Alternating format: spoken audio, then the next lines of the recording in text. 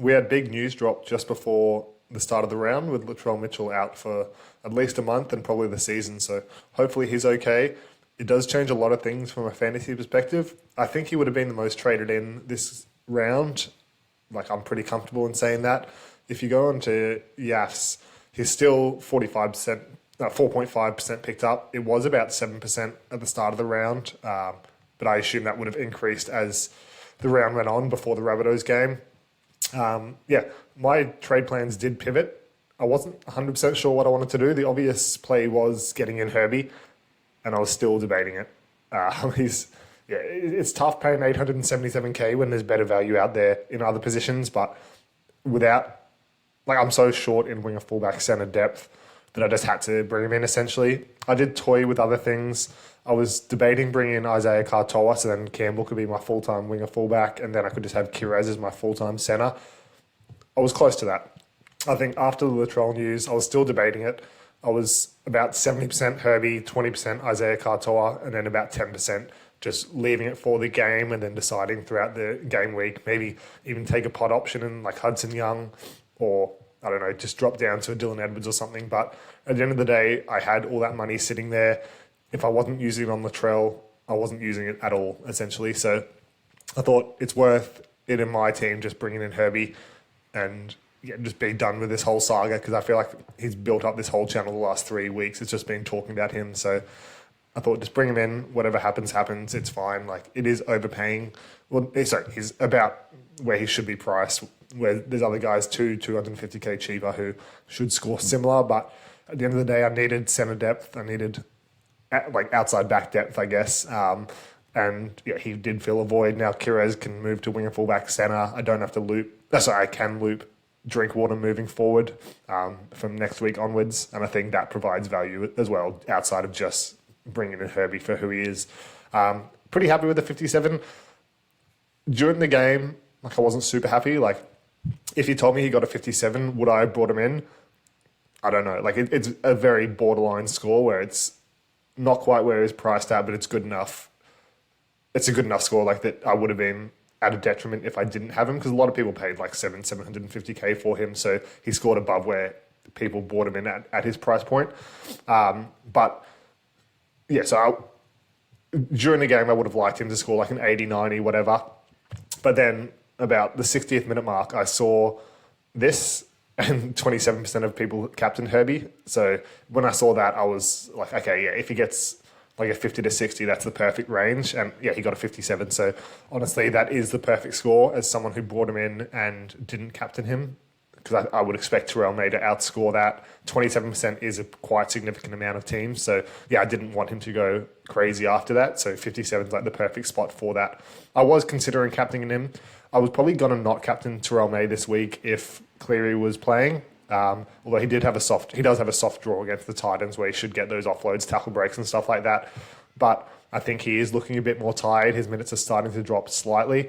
So I think moving forward, he's probably not the surefire thing, captaincy choice. And I guess we saw that with Herbie being so popular this week. But with Haas out on a bye and then Cleary out, I think I just wanted to stick with May this week. And then moving forward, I'll probably look to some more pod options. Maybe Herbie down the track, but probably Haas or Cleary. Probably Cleary next week after a break.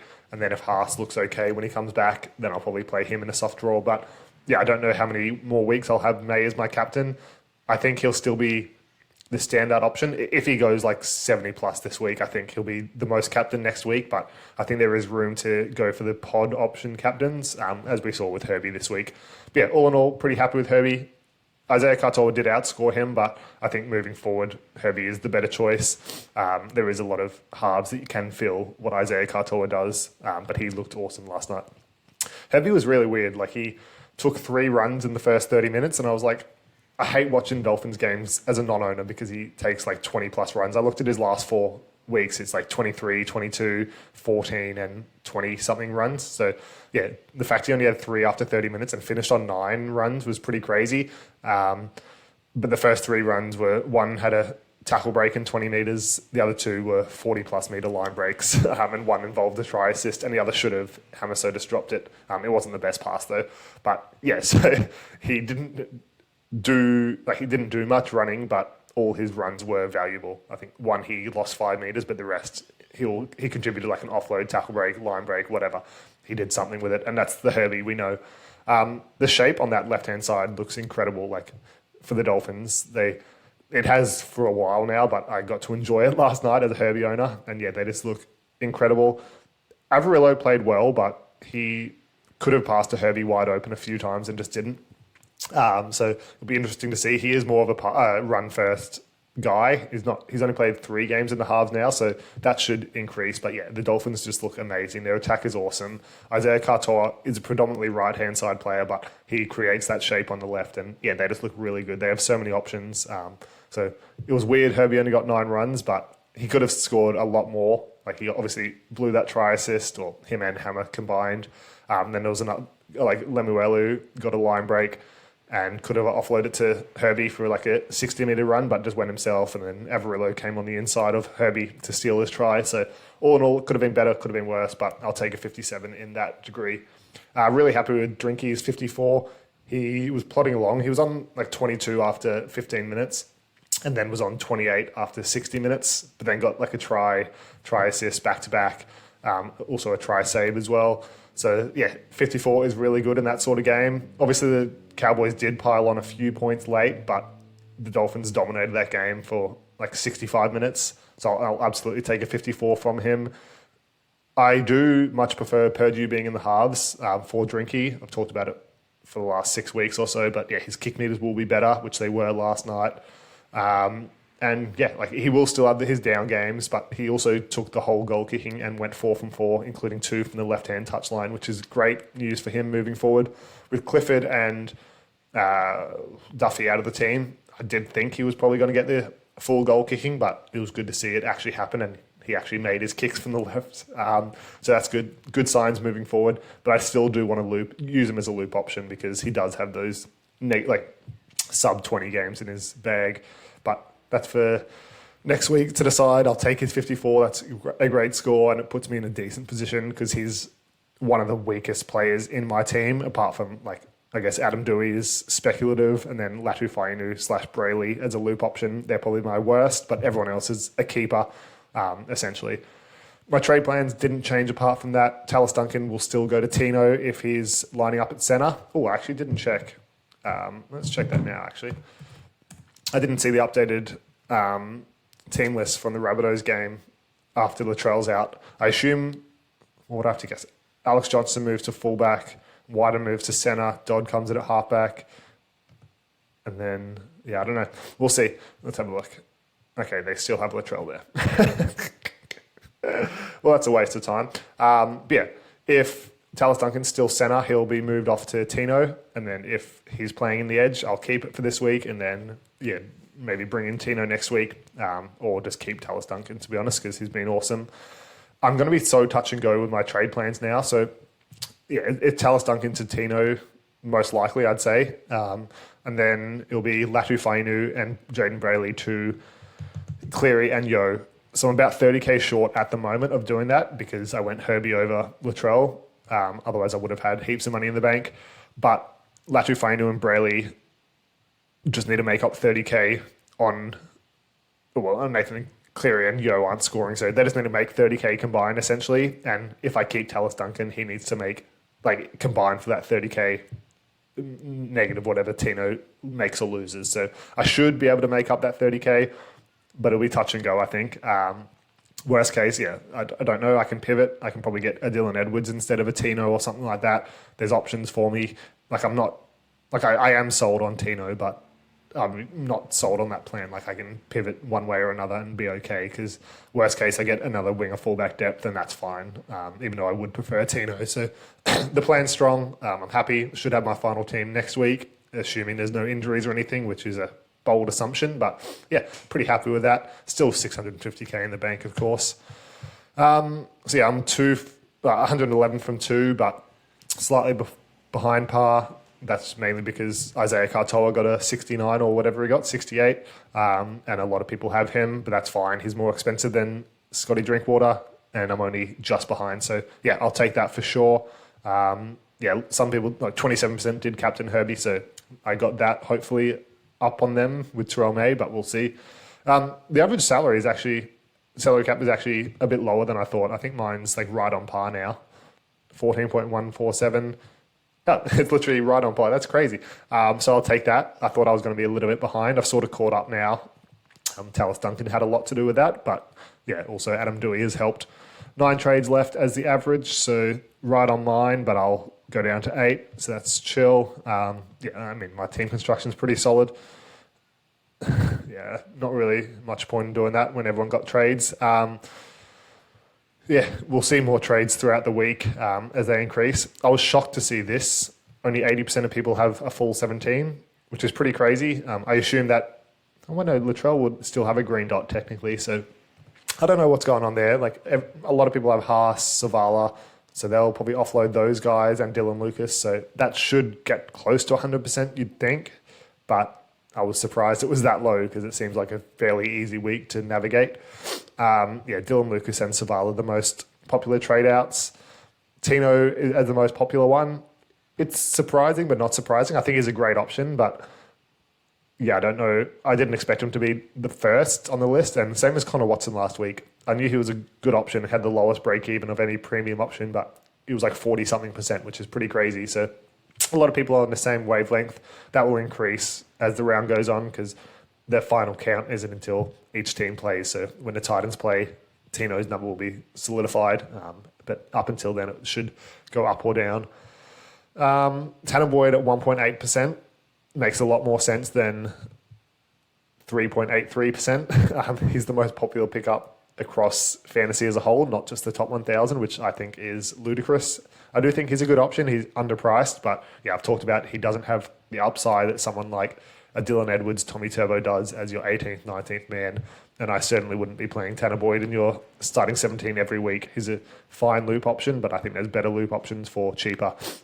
Also, on the back of Latrell's injury news, I do love Humphreys. I think he's a far better option than Tanner Boyd as well. I would expect maybe he turns up on this list at some stage this week, but probably in the lower end. I'm very interested in him, but I don't know how I can get him unless I go Adam Dewey down in a couple of weeks. But I think, he should be great. Let's filter with and without Latrell. So averaging 26 with Latrell, which is just crazy. We'll give him fair. 32.5 playing 80, and then 61.8 without Latrell. So priced at 33, it's sort of a no-brainer. I would expect his kick meters to be slightly better. We'll see what the team construction is. Like if Lewis Dodd comes in, I know Wayne Bennett hates him, but surely he doesn't have an option at the moment. And he is on the bench this week, Dodd, so surely he comes in. But I don't think he's kicked much when he has played anyway. Let's have a look.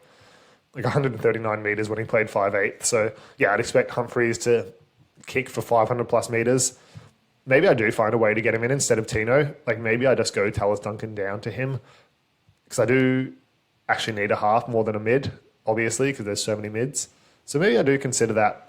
It'll be kind of a fun one, but I'd be relying on playing Humphreys every week. So I don't know how I'll navigate that. Probably wait a week. What's his break even? That's a little odd. His break even is 23. So I might even consider doing that. I don't know. I haven't played around with it at all. I sort of made my bed getting in Herbie and then just ignored it, just watched the game and then didn't think about fantasy until now. So I might consider that. I'll have so much money in the bank if I do that. But then I can... So what I was going to do, like if I had Latrell instead of Herbie, I would have had about 130K in the bank. So then whenever Adam Dewey looked like he was struggling or his role changes, I could just upgrade him to any premium option, essentially, because he's got a 5 break even. He probably gets to about 620K worst case. Then I have 750K, right? So I could get Isaiah Cartor down the track, Hudson Young, whoever I wanted, really. But I don't have that flexibility anymore.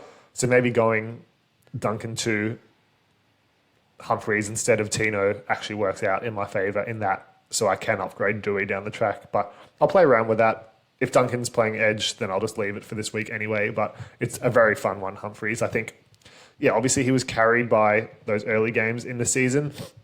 But his data with a 46 and a 50 without Latrell is solid enough at his price point. And I think he does have that upside as a 19th man.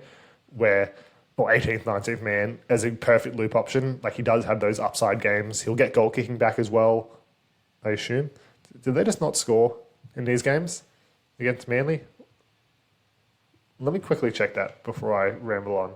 Actually, I didn't even need to check because I remember he missed like his first 2 or 3 goals and then someone else took over. So hopefully he gets the goal kicking. Maybe it's worth a week to wait just to see if he gets the goal kicking, but he'll make another 30k or something with that break even. What's his actual break even? Probably like 28, 29. So yeah, even with a 50, he'll make an extra 22k, but maybe an extra week of data is worth it. I'm not sure if Duncan's centre, then I might just bite the bullet, but it's between him and Tino. I think Humphreys is a fun one, but Tino's also kind of fun. So yeah, I'll make my mind up there, but that's enough about my team. Let's get into the game last night. So very weird scoreline, like 43-24, but yeah, obviously the Finns just went for that field goal late as some practice, and yeah, Katoa nailed it, of course. 43-24, crazy game. Yeah, it was always going to be a shootout, you'd think. Like, what's his name? Todd Payton did say his team is on the brink of getting axed, like if they didn't show up in this one. So maybe you thought there was going to be a bit more defense from their side of things, but it was pretty obvious early that that wasn't the case. Like their right edge, the Cowboys looked shocking. Like there was about 6 or 7 breaks in that game from the Dolphins' left-hand side, and it wasn't just Herbie. It was a bit of everyone. Like Lemuelu had a couple, Avarillo, Hamaso, sorry. Yeah, it was just shocking from the Cowboys. They did put up a bit of a fight late and probably gave the Dolphins a bit of a scare, but Dolphins too good in the end. And it was a fun game. Like I obviously had Herbie and Drinkwater, who are 2 outside backs, so I was hoping 4 points, got points, but yeah, it was just a fun game. The Dolphins are so electric to watch. Even when I didn't own Herbie, like I hated watching them because of him, but like you can't take away the fact that they are so fun to watch. They got the best attack in the league, I would say. I think they've got the most points, but yeah, they just do it in so many different ways. And Lemuelu with an 82, he's not even like a full-time second rower, and he just looks so clean in that left-hand edge for the Dolphins. Looked really good last night. The base is crazy, like 35 tackles is really good in that sort of game, and 274 metres. That's got to be his career high by probably double. Like crazy stuff. He used to play for the Cowboys too, I think. Yeah, almost certainly. So nice little revenge game for him. 82 without a try, but 2 try assists, line breaks. Yeah, crazy run meters, and he looks awesome.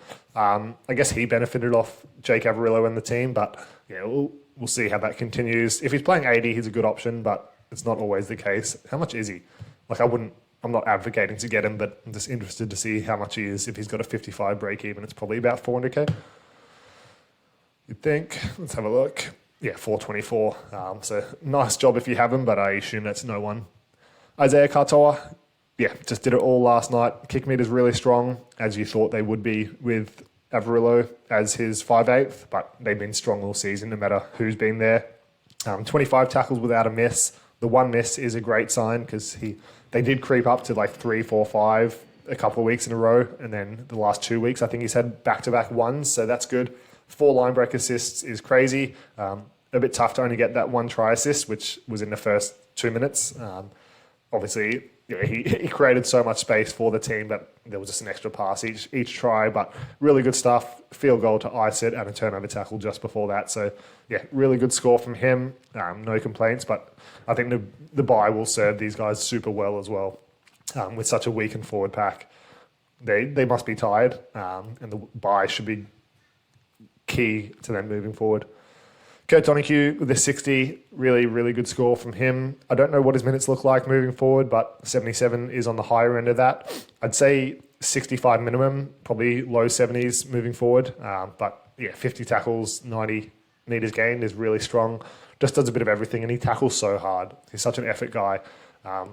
Looked like he might have had a head knock earlier in the game. I don't think it was like a HIA sort of thing, but he got hit in the head and then was like a little bit rattled, put on some headgear after that because we know that fixes concussions. But yeah, apart from that, he was awesome and he seemed fine out of that.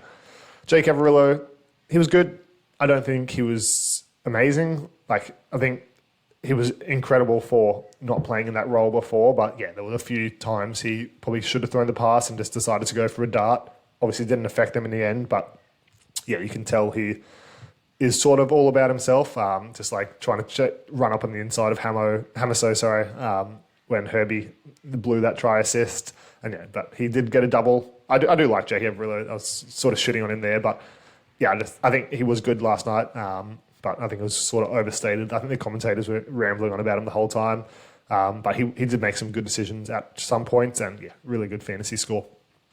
Herbie with a 57. So yeah, talked about him. Only 9 runs, but still 150 meters, 2 tackle breaks, 2 offloads, 2 line breaks, a try assist. Like, he does a bit of everything. Just every run, he looks like he's going to do something. That's his lowest score in a while, I think. But still, a 57 as a bad score from your center is incredible. Well done if you did bring him in. Yeah, it's about perfect, given a lot of people captain him. Hamaso with a 51. Yeah, he's such a good backup player, like at fullback, like just backing up every play under the sun. Yeah, he reaps the rewards. His 2 tries is awesome. Should have had a third, but you live, you learn. Oren Keeley looked good in the first half. I think he got to about 42 and then sort of died off a cliff. He's probably not used to playing 80, but 38 tackles is really strong. Just the 8 misses hurts a little bit, but he's not really fantasy relevant too much. That's about it from that side of things. Also, it was cool. Like, that left side for the Dolphins I've talked about is awesome, but they clearly have put a couple of new set plays in. Like, there was Herbie got his first line break on the wing, so he was sort of like backing up behind the play, looked disinterested, and then like darted to the wing, and then they found him. I think it was after Nafahu took a run on that, like, who's the left winger, and yeah, just darted past and untouched really. But they'd also tried to do that 2 or 3 times earlier in the game. I was seeing it, so it was coming, and yeah, it looked like I haven't seen that play before. I mean, I do watch Herbie pretty relentlessly as a non-owner. So yeah, they tried out a few new things last night, and which is awesome because Jake Averillo is new to that spine. Lemuelu is sort of new. They just gel so well. Like, their chemistry is awesome. Cowboys, so Tommy Dearden with a 69 is awesome. 7 tackle breaks, a bit of everything, like 178 meters gained, 25 tackles. Yeah, he tried his little heart out. Just wasn't enough, but he did look good, especially late in that game when the Cowboys got a bit of momentum. He sort of picked up, and yeah, him and Drinky sort of led from example there. It'll be interesting to see what the Cowboys do now. If Todd Payton walks the walk and drops a few guys, I don't know who he dropped, like probably that whole right edge after last night. But yeah, I don't know what he's going to do. I don't know how many options he has. Like, throughout the bye period and even this week, like, their bench looks so weak, and in round 15 and 18, their starters were all over the place. Like, I don't know who he's going to bring in to try and fix this. I mean, it's not to fix it. It's just to like swing the axe, I guess, and put some fire through the guys. But I don't know who he's going to replace who with. It'll be interesting to see. I'd say Did and Drinky are safe after last night, but who knows. Talangi with a 59 in 57 minutes. So, yeah, I think they were saying... I think Braithen Astor was saying hamstring, but I think the reports were a groin injury. Either way, not good. Probably missing the rest of the season, you'd say. He was good out there. Hopefully he recovers well. Drinky with a 54, so yeah, really good. Kick meters strong, goals great that he got them all. The rest is touch and go, like no tackle breaks. Also, he definitely got a tackle break. He got a missed tackle and a tackle break back-to-back in the first half and didn't get either, so that balanced out. But yeah, he definitely got a tackle break and definitely had 5 missed tackles, so yeah, no dramas with that. But it's just, yeah, the scorers aren't great. But yeah, he'll be up and down. This is sort of hopefully where we project him to score, but who knows with the Cowboys being so shit. Got that try save, which helped his score as well. But apart from that, yeah, he was good. But he takes a lot for him to get a 50 plus these days. Like, as a goal kicking fullback and who takes kick meters, he needs a try and 2 try assists just to pump 50s, which is concerning, especially when the Cowboys aren't great. But he's involved in everything. So yeah, we'll take it, but it's scary. I'd much prefer him as a loop option. Reece Robson with a 46. Yeah, not great. I don't know. He should stay in the team. Sorry, did I say not great? No, it was decent. I don't know if he stays in the team because he's obviously off to the Roosters next year. Maybe they try and blood someone else. I don't know. They sort of need him in that pack, but if they want to swing the axe, then maybe he does, like, he's one of the ones to go just because he's not there next year, but he's such an effort guy. I think it would be harsh to do that. And yeah, he's a bit of a Cowboys icon, so I don't think they will, but it'll be interesting to see. Rubes with a 42 in 80 minutes, so that role is kind of cool. Like, he obviously dominates that in Origin, probably gets like 50 plus tackles every game. I don't know how it's translated to the Cowboys. Like, no one's really talking about him. I think he is a decent option. I don't think he has much data in the second row, but I think at 550, he is sort of interesting.